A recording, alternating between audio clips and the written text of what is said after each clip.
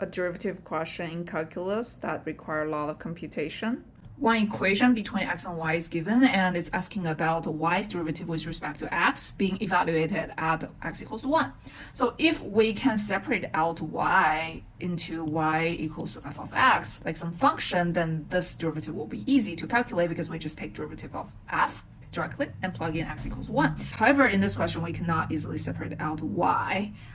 So what we do? Well, we can take derivative of both sides with respect to x. Let's first look at the left-hand side.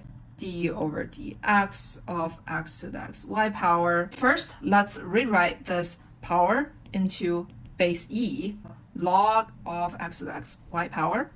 And we simplify. It will be xy times ln of x.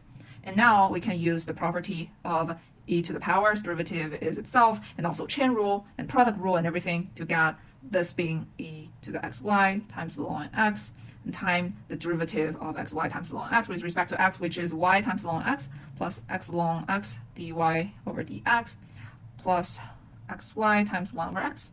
Now let's simplify. This becomes x to the xy again, and we simplify this, y times ln x plus x ln x times dy over dx plus y. And note that this dy over dx is what we want to find. All right, what about the right-hand side? Let's do it similarly. Right-hand side, we take derivative of x plus y with respect to x. We get 1 plus dy over dx.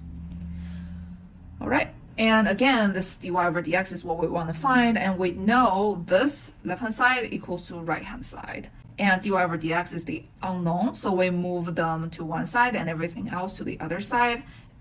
Let's move it to the right-hand side. And we get x to the xy times y ln x plus y minus 1 equals to dy over dx times 1 minus x to the xy times x ln x. All right, and we can solve for dy over dx as this over this, x to the xy, y ln x plus y minus 1 over 1 minus x to the xy times x ln x. Finally, we need to evaluate at x equals to 1. So x equals to 1, x equals to 1. However, you realize, okay, in this expression, there is y. We need to find when x equals to 1, what is y? Let's plug into the original equation. When x equals to 1, it's 1 to the power of y equals to 1 plus y. And since 1 to the power of y is always 1, we get 1 equals 1 plus y. So y is 0. When x equals to 1, y equals to 0. And let's plug this in. Done.